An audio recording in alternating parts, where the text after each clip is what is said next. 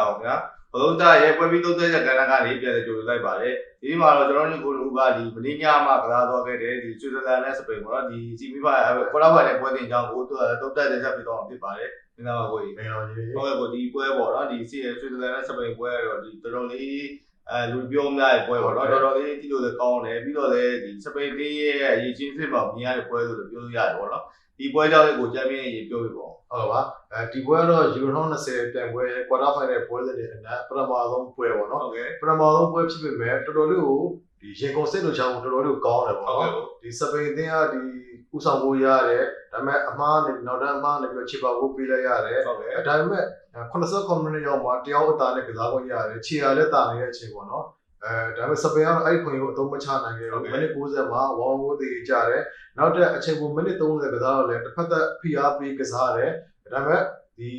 ီလုံးဝပေါ့နော်ဒီရမဲ့ဒီအခွင့်အရေးတွေကိုဒီတစ်ဖက်ကဆိုတဲ့ကိုတို့မှလက်ချမ်းပြကာကွယ်သွားတယ်အဲ့တော့ပန်နယ်အဆုံးပြနဲ့ခံခဲ့ရတယ်ပေါ့နော်ပန်နယ်အဆုံးပြရောက်မှလည်းဒီလုံးဝပေါ့ဒရမာတော်တော်လေးကိုချိုးရတယ်ပေါ့နော်ချိုးရတော့ဒီပွဲပထမဆုံးလုံးကိုဒီစပိန်တင်းကတော့ဘတ်စကွတ်ကန်တယ်တိုင်တီထွက်သွားတယ်မဝင်ဘူးပေါ့နော်အဲ့တော့ဟိုဘက်ကဒီဆွစ်ဇာလန်တိုက်ဆက်ဘူးပေါ့နော်ဂရာနိုဗစ်ကကန်တယ်ဟိုရတယ်အဲ့ကကျဆွစ်ဇာလန်အလေးတာသွားတာပေါ့နော်ဒါပေမဲ့နောက်ပိုင်းကျတော့ဆွစ်ဇာလန်ကစားသမား3ယောက်အထိကိုပယ်နယ်တီရွေးချယ်သွားတဲ့အတွက်ကြောင့်မို့လို့တစ်ဖက်ကဒီစပိန်ကူသမားဦးနိုင်ဆိုင်မော်နဲ့လက်ဆန်းပြကောင်းဝင်သွားတဲ့အတွက်ကြောင့်မို့လို့နောက်ဆုံးမှာတော့စပိန်ကတော့ဒီ3ဂိုးတကူပေါ့နော်ပယ်နယ်တီဆုံးဖြတ်3ဂိုးတကူတာမန်ပွဲစားချိန်မှာတကူတကြီးမိနစ်30အချိန်မိနစ်30အပြီးမှာတကူတကြီးပေါ့နော်နောက်ဆုံးပယ်နယ်တီဆုံးဖြတ်ခံရမှာတော့ဒီစပိန်အသင်းက3ဂိုးတကူနဲ့နိုင်ပြီးတော့ဆီမီဖိုင်နယ်ကိုတက်ရောက်သွားတယ်ဆီမီဖိုင်နယ်မှာတော့ဒီဟိုပါတော့ဒီကွာဆီမီဖိုင်နယ်ကတော့ဒီဝင်ဘလီကွင်းမှာကမ်းမှာဆိုတော့စပိန်အသင်းကတော့ဆီမီဖိုင်နယ်မှာဒီတိုင်ဘက်အသင်းကို AC စောက်ကစားနေပြီးဆိုရမှာပါဟုတ်ကဲ့ဘာပြောစပိန်ကတော့ဒီပြည်တင်တော့မလိုက်တော့ဘူးပေါ့နော်ဆွစ်ဇာလန်ကဒီတိုင်းပဲပေါ့နော်ပြည်တင်ကလည်းသူဒီပြည်တင်ရဲ့ပွဲရတိုင်းပဲသူကစားတယ်ပြီးတော့ဒီပယ်နယ်တီဆွဲခေါ်ပါတယ်ပေါ့တယောက်ရောက်နေတာတော့လုံးဝစစ်တဲ့ပြင်းပြင်းနဲ့ကစားတယ်ပြီးတော့ဒီပယ်နယ်တီရောက်ပြီးမှဒီကန်ခိုးပြီးတော့ပြန်ဆုပ်ပြီးတော့ရှုံးသွားတယ်ပေါ့နော်အဲ့လိုအခြေအနေမျိုးမှာဒီဆွစ်ဇာလန်အနေနဲ့အတင်းကောင်းအောင်ဇာကာပေါ့နော်ဇာကာလည်းမပါဘူးဇာကာမပါတဲ့အနေထားမှာရှာကူရီကဒီအတင်းကောင်းဆောင်နေတဲ့ဦးဆောင်လာတယ်ဇာကာရီယာမှာဒီဇာကာရီယာပေါ့နော်ဇာကာရီယာဒီနာမည်ကြီးပဲနာမည်ကြီးကွင်းလေလူပေါ့နော်ကစားပဲကွင်းလေလူကဇာကာရီယာဝင်ကစားတယ်ပေါ့နော်သူကလည်းသူခြေတော်ပြတယ်ဆိုပေမဲ့ပေါ့နော်သူရဲ့ပထမဂိုးစပိန်ကပထမဂိုးကသူ့ရဲ့အုံဂိုးလိုသွားပြီးတော့သူ့လိုဖြစ်သွားတယ်ပေါ့နော်သူ့ကြောင့်လိုဖြစ်သွားတယ်ဒါပေမဲ့သူရဲ့နောက်ပိုင်းပွဲချိန်တွေမှာတော်တော်လေးပြန်ပြီးတော့ခြေကုန်ထုတ်ကစားနေတဲ့အနေထားမှာပေါ့နော်ဒီရတယ်ပြီးတော့လည်းဒီတော့လျှောက်ပေါ့နော်ဒီအနီကထုတ်ရပြီးနောက်ပိုင်းလည်းတော့လျှောက်နောက်ပိုင်းသူခံကစားပေးသွားတယ်ပေါ့နော်အဲ့လိုအနေထားမျိုးမှာဒီဆွစ်ဇာလန်အနေနဲ့ဒီဆွစ်ဇာလန်မှာတော့ကြီးပြကစားမှာတော်တော်လေးများတယ်အဓိကတော့ဒီဂိုးသမားဆုံးမှာပေါ့နော်ဆုံးမှာဆိုလည်းတော်တော်လေးကောင်းတယ်တောက်လျှောက်သူအနေနဲ့ပေါ့နော်အပိုင်ခွင့်အများကြီးကိုကာကွယ်သွားတယ်လုံးဝမထင်တာဘူးပေါ့နော်အားလုံးလည်းဒီကြီးကျူးရတယ်ပြီးတော့လည်းဒီယူရိုရဲ့ကောင်းဂိုးသမားဆိုတော့ရခဲ့နေတယ်ဆိုပြောနေကြတယ်ပေါ့နော်ပြီးတော့လည်းဒီချိန်မိုးမှာတော်တော်လေးစပိန်အနေနဲ့ပေါ့နော်တော်တော်လေးခွင့်ရေးတော်တော်များများရတယ်အဲ့ဒါကိုတော့ဆုံးမှာတော့မထင်တာမှလာရောက်တဲ့ဒီဘတ်ထွက်နေတယ်ပေါ့ကာကွယ်သွားတဲ့အတွက်ပယ်နယ်တီရောက်ခဲ့တယ်ပေါ့နော်ပြီးတော့လည်းပယ်နယ်တီရောက်တဲ့အချိန်မှာလည်းသူ့ရဲ့ဒီလက်စွမ်းနေရာမှာမပြီးသေးဘူးပေါ့နော်ဟုတ်တယ်တော့ကာကွယ်ထားတယ်ကာကွယ်ပြီးတော့ဒီသူ့ဘက်ကပေါ့အတင်းသားတွေလွဲလို့တာပေါ့နော်ဒီလိုမျိုးသုံးတက်ခဲ့ရတာဒီလိုမျိုးသူ့ကြောင့်အမားကြောင့်လုံးဝမပေါ့ဘူးပေါ့နော်အဲ့လိုမျိုးအချိန်တွေမှာဒီဝိုင်းကိုသူအားတူးနေတယ်ပေါ့နော်လုံးဝဥဆောင်နိုင်တဲ့ဟိုလုံးဝပြခဲ့တယ်ကျွန်တော်ထင်ပါတယ်ဒီပွဲနဲ့ပတ်သက်လို့ပြောမှဆိုတော့ပွဲစား10မိနစ်မှာပဲစပိန်ကမထင်မှတ်ပဲပေါ့နော်ဥဆောင်ကိုကြာသွားတယ်ဒီဘယ်တောင်မှန်းနေပြီးတော့ဘယ်နောက်ခါလို့အေဗာကအပြင်းကန်တယ်ဒါပေမဲ့သူကကျတော့ဒီစပိန်ကိုဆွစ်ဇာလန်ကွင်းလေပေါ့နော်ဆွစ်ဇာလန်ကွင်းကိုဇာကာရီယာနဲ့ထိပြီးတော့လိုင်းကောင်းပြီးဝင်သွားတယ်စပိန်ကပထမပိုင်းကတော့ဖိတယ်ဒါပေမဲ့ဥဆောင်မှုစိုးသည်ရောက်သွားတဲ့အချိန်မှာဘယ်လိုပြောရမလဲဆက်ပြီးတော့ဖိအားပြီးမကစားတော့ဘူးပေါ့နော်ပုံမှန်လေးပဲပေးပြီးလုပ်တယ်စိုးစီဂိုးရလိုက်တာကဒီပွဲကိုဒီပထမပိုင်းပေါ့နော်ပထမပိုင်းမှာတော့ကြည့်ရတာနည်းနည်းဟိုတိတ်မကောင်းဖြစ်သွားတာပေါ့တိတ်မကောင်းဖြစ်သွားတာဒီစပိန်ဂိုးရသွားတာစပိန်တော့ကောင်းသွားတယ်ဒါပေမဲ့ဖိကစားမဲ့အတင်းကစိုးစီဂိုးရသွားတဲ့အနေထားမှာဆိုတော့ဒီဆွစ်ဇာလန်ကလည်းအဲ့ချိန်မှာပြန်ပြီးတော့မတိုက်နိုင်သေးဘူးပေါ့နော်ပြန်မတိုက်နိုင်တဲ့အချိန်ပထမပိုင်းကတော့ကစားတာဟိုနှစ်သင်းလုံးကကစားဖို့အရာပေါ့နော်ပွဲကတော့တိတ်မကောင်းဘူးဒါပေမဲ့ဒုတိယပိုင်းမှာတော့ဒီဆွစ်ဇာလန်ကလုံးဝဖွင့်တိုက်လာတယ်တော်တော်လေးကောင်းလာတယ်ပေါ့နော်တော်တော်လေးကောင်းလာပြီးရှာကွီသွင်းသွားတယ်ရှာကွီသွင်းသွားအချိန်ထိကိုဆွစ်ဇာလန်ကစားကွက်ပြန်တာသွားတယ်ပေါ့တကယ်တော့ဒီပွဲချိန်89မိနစ်မှာဒီကွင်းလေလေးပေါ့နော်ဒီရှူရလာတာအနိကမပြကန်အောင်ဆိုရင် အပြန်အလှန်လေးတွေပို့ပြီးတွေ့ရပုံများတယ်ပေါ့နော်ဒီဖြူရလားအနေကကတော့တကယ်ကိုပြတာတင်တယ်ပေါ့နော်ပြတာတင်တယ်ဒီတိုင်ပတ်တိုက်စင်မှုကြရမှုလို့ဟိုဒီဖြတ်သိမ်းလိုက်တော့ပေါ့နော်သူကနှစ်ချောင်းလုံးနဲ့ဖြတ်သိမ်းလိုက်တဲ့အနေထားမှာတော့ဓာတ်ရိုက်အနေကပြတာခံရတယ်အဲ့ဒီနောက်ပိုင်းတော့ဆွစ်ဇာလန်ကလုံးဝကိုခံစစ်ပိတ်ကစားပါတယ်သူကငကိုတွေကမှဒီ17ရောက်အချင်းမှာတော့ဒီအတင်းအင်အားကြနည်းနည်းကွာတယ်ပေါ့နော်ပြီးတော့အခု10ရောက်17ရောက်ဖြစ်သွားချိန်မှာပိုဆိုးပါတယ်ဒါပေမဲ့တခုဆိုတာကဘာလဲဆိုတော့ဒီစပိန်တိုက်စစ်ကတော်တော်လေးကိုအားမရဘူးပေါ့နော်တော်တော်လေးအားမရဘူးပြီးတော့လည်းဒီနီးပြအန်ဒရီရဲ့ဒီနီးပြဟာလူစားလဲတာပေါ့နော်နည်းနည်းလေးလောနေတယ်လို့အပေါ်ကတော့ထင်တယ်ပေါ့နော်အထူးသဖြင့်ဒီမိုရာတာကိုစောသီးလူစားလဲလိုက်တဲ့ဂျရက်မူရီလိုထည့်တယ်ဒါပေမဲ့ဂျရက်မူရီလိုကဒီပနယ်လီတာဝင်အောင်သွင်းတာပေါ့နော်ဒါပေမဲ့ဟိုအထောင်တိုက်စစ်မှုတရားအနေနဲ့ကတော့မဟုတ်ဘူးပေါ့နော်သူကစားပုံစံကနည်းနည်းလေးပျော့တယ်ပေါ့နည်းနည်းပျော့တောင်ပန်ထွက်ကစားတဲ့ပုံစံမျိုးပေါ့နော်ဒီအထောင်တိုက်စစ်မှုမှာသူကအခွင့်အရေးအများကြီးရတယ်ပြောမယ်ဆိုရင်ဒီယူရို20ပြိုင်ပွဲမှာအခုချိန်ကြီးပေါ့နော်ဒီအီတလီပွဲနောက်ကျပွဲပေါ့နော်အီတလီနဲ့ဒီဘေဂျီယံပွဲမတိုင်ခင်အထိကိုယူရို20မှာဘစ်ချန်ပေါ့နော်ဒီအခွင့်အရေးကောင်းကြီးမားတဲ့အခွင့်အရေးကိုလွဲချော်တာကဒီစပိန်အသင်းပေါ်တိုက်စစ်မှုရတာ6ကြိမ်နဲ့အများဆုံးမှာရက်တည်နေတယ်သူ့နောက်မှာဒီဂျရက်မူရီနိုက4ကြိမ်နဲ့ကိုရက်တည်နေတယ်ပေါ့နော်ဂျရက်မူရီနိုကဒီပွဲကစားပွဲလည်းတိတ်မရဘူးမူရာတာကတော့ပွဲကစားပွဲတွေအကုန်လုံးပွဲကစားလာတာပေါ့နော်အဲ့လိုနေထားမှာတော့ဒီလုံးဝဘစ်ချန်လွဲချော်တဲ့နေရာမှာသူတို့နှစ်ယောက်ကထိတ်ဆုံးမှာတော့ဒီစပိန်သေးရဲ့တိုက်စစ်ကိုမှန်းဆလို့ရတာပေါ့နော်ဟုတ်ကဲ့ဟုတ်ဒီစပိန်သေးကြောင့်ပြောမယ်ဆိုတော့ဒီနီးပြဒီအင်ဒရီရဲ့ပေါ့နော်အင်ဒရီရဲ့ဒီပြူရဲ့အကြောင်းနည်းနည်းလေးတော့ပြောအောင်ပေါ့နော်အဓိကသူကွင်းထဲမှာပေါ်ထုတ်နေတဲ့ကစားသမားကဒီဘတ်စကွာရဲ့ပေဂျူရဲ့ကိုကီရဲ့ပေါ့နော်တော့ဘယ်လုံးကဒီပတ်တင်ပေါ့နော်ဒီအဓိကဓာတ်ပတ်တိတ်မထွက်တဲ့ကစားသမားတွေပြီးတော့ဒီလိုအားလုံးအဓိကသုံးတဲ့ကစားသမားတွေသုံးလာတယ်ပေါ့နော်ပြီးတော့ဘတ်စကွာဆိုတဲ့ထိုင်ကစားသမားပေါ့နော်တိတ်ပြီးတော့မထွက်တဲ့ကစားသမားကိုလုံးဝကို3ယောက်လုံးသုံးလာတယ်ဆိုတော့အဲ့ဒီကိုအပန်ပို့ဖို့ပေါ့နော်တော်တော်လေးအားနေတယ်ပြီးတော့လည်းတောင်ပန်လေးကိုဘုံထွက်တဲ့အနေထားမှာပေါ့နော်တော်တော်လေးဒီခိုးခတ်တယ်ပေါ့နော်ပြီးတော့လည်းဒီအဓိကကစားသမားအဖြစ်တော့အဖြစ်ကိုပေါ့ဒီလူငယ်လေးပြည်သူပေါ့အုံလုံးကိုပေးထားတယ်ပေါ့နော်တော်တော်လေ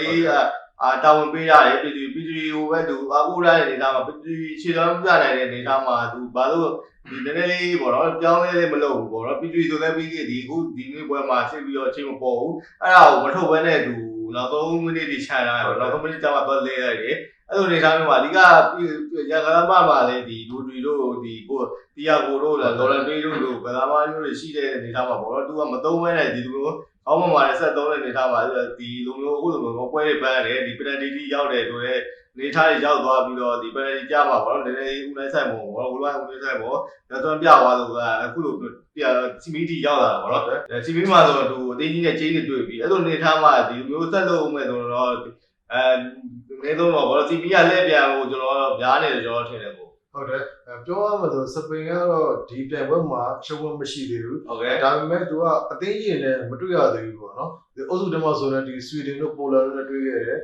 ်အုပ်စုဒုတိယပဲရတယ်ဟုတ်ကဲ့စစ်တောက်တဲ့ဆင်မှာခရိုအေးရှားနဲ့တွေ့တယ်ခရိုအေးရှားကလည်းအင်္ဂလန်ပါတဲ့အုပ်စုမှာဒီအင်္ဂလန်ရဲ့အနောက်မှာရပ်တည်ခဲ့တဲ့အသင်းပေါ့နော်အခုလည်းဒီဆွစ်ဇာလန်နဲ့တွေ့တယ်ပေါ့နော်ဆွစ်ဇာလန်ကဒီပြင်သစ်ကိုနိုင်ငံတို့ဆိုဒီဆွစ်ဇာလန်နဲ့တွေ့တာပေါ့နော်ဒီကနေ့ကပြင်သစ်ကပုံမှန်အတိုင်းဒီလမ်းကြောင်းအတိုင်းပေါ့ပုံမှန်လမ်းကြောင်းတက်လာမယ်ဆိုရင်တော့ဒီစပိန်ကဒီမလွယ်တော့ဘူးပေါ့ဒါလည်းဒီဆွစ်ဇာလန်ကိုပြောဆွစ်ဇာလန်အသင်းသေးဆိုပြီးပြောကြတာမဟုတ်ဘူးပေါ့နော်ဒါပေမဲ့ပုံမှန်လမ်းကြောင်းနဲ့ဆိုရင်တော့ဒီစပိန်အသင်းကဒီ CV ကြောင့်မှတကယ်ပွဲချက်နဲ့ရင်ဆိုင်ရမှာပေါ့နော်တကယ်ပွဲချက်နဲ့ရင်ဆိုင်ရမှာဆိုရင်ရင်ဆိုင်ရမယ့်အချိန်မှာနီးလူအပိုင်းကလည်းမှားလို့မရဘူးပြီးတော့လည်းဒီနေ့ပွဲလို့အပိုင်ခွင့်တွေကရတော့ရအောင်မှာမဟုတ်ဘူးပေါ့နော်အခုဆိုရင်ဒီနေ့ပွဲအပိုင်ခွင့်အများကြီးရတယ်တစ်ဖက်ကဒီစပိန်ဆွစ်ဇာလန်ပေါ့နော်ဆွစ်ဇာလန်ကိုမှဆော်မှာဆိုရင်ဒီတပွဲနဲ့တော့ကာဝယ်မှုပေါ့နော်ကာဝယ်မှုက10ချိန်ထိအောင်လုပ်ပါတယ်ဒါအခုလက်ရှိယူနို20ပြိုင်ပွဲမှာဒီတပွဲနဲ့ကာဝယ်မှုအများဆုံးဘိုးတော်ဖြစ်ပေါ့နော်လုံးဝစံချိန်တင်လိုက်တယ်ပေါ့နော်ပြောရမယ်ဆိုတော့ဒီစပိန်ကဒီညပွဲမှာပေါ့နော်ညပွဲမှာဆိုဒီဘယ်နောက်ကလူအဲဘာပဲတော်တော်လေးကိုကောင်းတယ်ပေါ့ဒီပွဲကစားချိန်တွေမှာပေါ့နော်ဒီပွဲရဲ့ man of the match ကတော့ဒီစပိန်ကိုသမားဦးနိုင်ဆိုင်မွန်ရသွားတယ်သူကလည်းတကယ်အဆုံးဖြတ်အချိန်မှာပန်ရီကာဝယ်တဲ့အချိန်မှာသူကလုံးဝကိုလက်စွမ်းပြသွားတယ်သူက technique ကလည်းတော်တော်ကောင်းတယ်ပေါ့နော်လုံးဝဂိုးစီးပေါ်မှာပုံမှန်ဂိုးသမားရဲ့ဆိုငြိမ်ပြီးတော့မှဒီကံမဲ့ဘက်ကိုတိတ်ချချိန်တာပေါ့နော်သူကအဲ့လိုမဟုတ်ဘူးစီးပေါ်မှာဟိုလျှောက်ဒီလျှောက်နဲ့ဒီတိုင်ဘက်ဒီကံမဲ့တိုက်စစ်မှုကိုကစားသမားပေါ့နော်ကံမဲ့တိုက်ကစားသမားကိုသူကလည်းစိတ်တဲ့အရာကိုလှည့်စားတဲ့သဘောပေါ့နော်အဲ့လိုသူဟိုလျှောက်ဒီလျှောက်သွားနေတဲ့အချိန်မှာကံမဲ့လူက ဘေဘောကံမဲ့ဝေဝဲမြဖြစ်သွားတာပေါ့နော်သူညာဘောကံမဲ့ချိန်မှာလည်းဒီဘုဒ္ဓမဆိုင်မှာညာဘက်ရောက်တောင်းကကျင်းသွားတယ်ပေါ့နော်အဲ့လိုစိတ်ထဲမှာ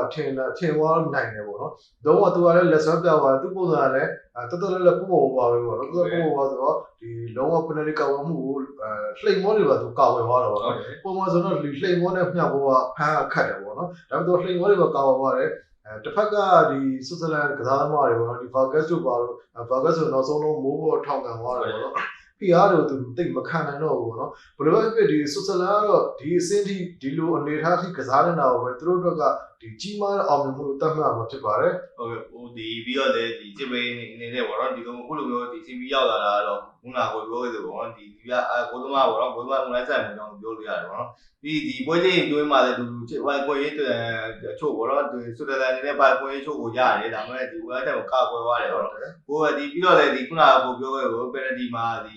ခုနကကြောင့်မို့လည်းဒီလုံးဝကိုတစ်ဖက်တိုက်စစ်မှုတွေပေါ့နော်ကလားဒေါ်လာမတွေလုံးဝလှည့်စားပြီးတော့ခုလိုကာကွယ်သွားတဲ့အတွက်ပေါ့နော်သူ့ကိုပဲလုံးဝချီးကျူးရမယ်ချီးကျူးရမယ်ကြောင့်ပဲသူလည်းဒ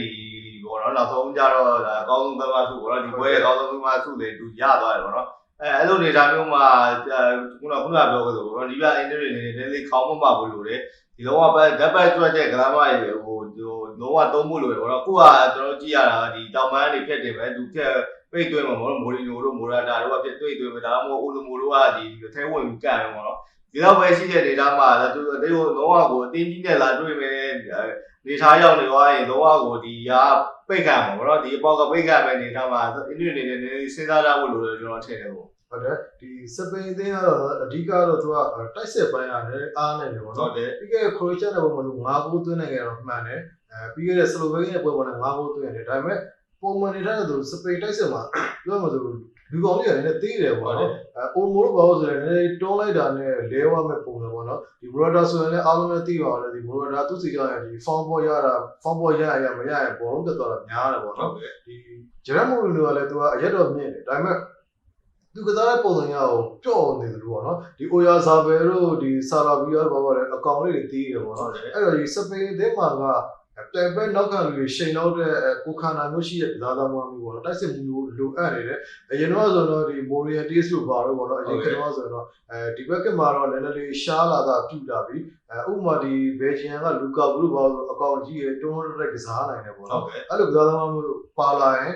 ကိုအသင်းပေါ်တယ်ပေါ့ဥပမာတောင်မတိုက်စစ်တို့ကွင်းလေတို့အတွက်လည်း space တွေပို့ပြီးရလာနိုင်တယ်ပေါ့နော်အခုဒီဘက်မှာတော့ဒီပြန်တော့စပိန်တွေကဒီတိုက်စစ်ဘက်က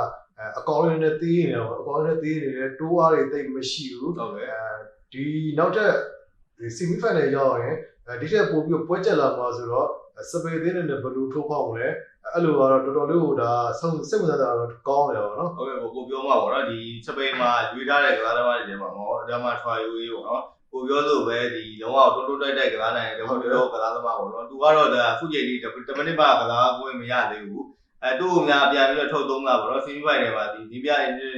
စဉ်းစားတဲ့တယ်ပေါ့နော်ဒီအိုဒမိုတို့ကိုပြောလို့ပဲဒီအိုယာဇာဘယ်တို့ဒီဆာရာဘီယာတို့ကလုံးဝတိုးမရဘူးပေါ့နော်ဒါပေမဲ့အတင်းကြီးရဲ့တွေ့ပို့သုံးမဲ့နေတာမှာဒီအတော်ဝေးလိုမျိုးဒီတိုးတိုးတိုက်တဲ့ကစားတယ်ပြင်မြန်တဲ့ကစားတော့ထုတ်ပြီးတော့ထည့်ပြီးတော့ပေါ့နော်လုံးဝကို PR လိုပါတွေနဲ့ cross ball တွေနဲ့ကမ်းမယ်ဆိုတော့ပို့ပြီးတော့ထိရောက်မယ်လို့ကျွန်တော်ထည့်တယ်ပေါ့နော်ပြီးတော့လည်းဒီကိုလက်မှာလည်းဒီကျွန်တော်ခုနပြောခဲ့လို့ကိုကီတို့ဒီကိုကီတက်ဆိုင်ပေါ့နော်ပီဂျီလိုကစားသမားတွေများမှာဒီတီယာကိုတို့ပါထည့်သုံးပြီးတော့လုံးဝကို dead back ထွက်တဲ့ဒီလောင်းထွက်တဲ့ကစားသမားတွေထည့်မယ်ဆိုတော့ဒီစပိန်တွေပေါ့နော်အနည်းဆုံးတော့ဒီ final တော့ရောက်နိုင်မယ်လို့ကျွန်တော်ထင်ပါတယ်ဟုတ်တယ်ဒီဆွစ်ဇာလန်ကြောင့်ပြောမှဆိုတော့ဆွစ်ဇာလန်တော့လုံးဝအတိမတ်ပြုလေးစားမှာပေါ့နော်သူတို့အနေထားနဲ့ဒီစိရောက်လာတော်တော်လေးအောင်မြင်ကြီးမားတဲ့အောင်မြင်မှုလို့သတ်မှတ်ရမယ်ပြီးတော့လည်းနောက်ထပ်ပို့ပြီးတော့ဒီချီချူပါမှာသူတို့ကဒီပွဲမှာပေါ့နော်ဒီစပိန်နဲ့ပွဲမှာဆိုရင်လုံးဝအားထားတဲ့အသင်းကောင်းဆောင်ဇာခါပွဲမပြတ်တဲ့ကြောင့်မပါဝင်နိုင်ဘူးမပါဝင်နိုင်တဲ့အချိန်မှာလုံးဝဟိုကစားအားမကြောက်တော့ဆွစ်ဇာလန်ရဲ့စိတ်ဓာတ်ကအရန်ကောင်းတယ်ဒီ organize ပေါ်တော့အသင်းနဲ့စုစည်းမှုကလည်းရန်ကောင်းတယ်ဒီစိတ်သက်ကလည်းမကြောက်ဘူးဇာကာဆိုတော့သူကဒီလုံးဝပါဝဲမရဘူးဒါပေမဲ့ဒီမိနစ်90ပြည့်သွားလို့အချိန်မူသားအချိန်မှာသူကအသင်းပေါ်တွေကိုလုံးဝအားပေးတယ်လုံးဝ motivate ပြအောင်လုံးဝအားပေးတယ်တကယ်ကိုဘောနော်ဒီထက်တန်တဲ့စိတ်ရထက်တန်မှုကိုလုံးဝထင်ရှားတွေ့ရတယ်အဲ့တော့ဒီဆဆလာလေးနဲ့ဒီနောက်2020ကမ္ဘာဗလာပြိုင်ပွဲအတွက်လည်းဒီအသင်းကိုအခြေခံပြီးတော့သွားမှာပေါ့နော်ဒါဒီတချို့ကစားသမားတွေကတော့အသက်တော်ကြီးနေပြီဒါပေမဲ့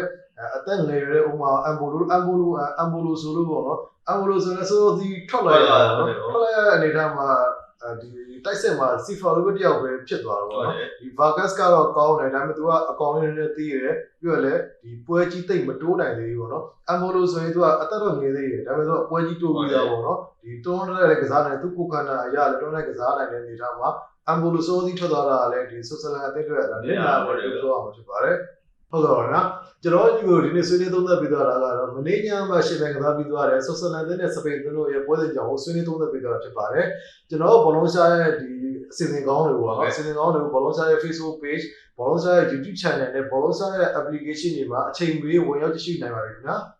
ဒီကျွန်တော်တို့ရဲ့ဘောလုံးရှား application ပါပဲပေါ့နော်ဒီဖုန်းမှုပေးပေါ့နော်ဖုန်းပေးချက်6000ကိုဒီ comment ပြန်ပွဲလည်းရှိတယ်ပေါ့နော် free time လည်းများအနေနဲ့လည်းဒီဝင်ရောက်တက်ဆန်းလို့ရပါတယ်ခင်ဗျာယူနာတွေကိုဘောလုံးစားတဲ့လူပြတ်တက်ကြရအောင်လူ2020ရဲ့သတင်းရေးစုံလင်ကို Volstar application ကနေမကြခင်မှာတင်ဆက်ပေးအောင်မှာဖြစ်တဲ့အတွက်ယူရို2020ရဲ့ up to date သတင်းတွေကိုလက်မလွတ်ရလေအောင် MPD ဖုန်းနံပါတ်နဲ့811ကို DD လို့အခုပဲ message ပေးဖို့ပြီးတော့ Volstar application ကိုအခုပဲအသုံးပြုလိုက်ရအောင်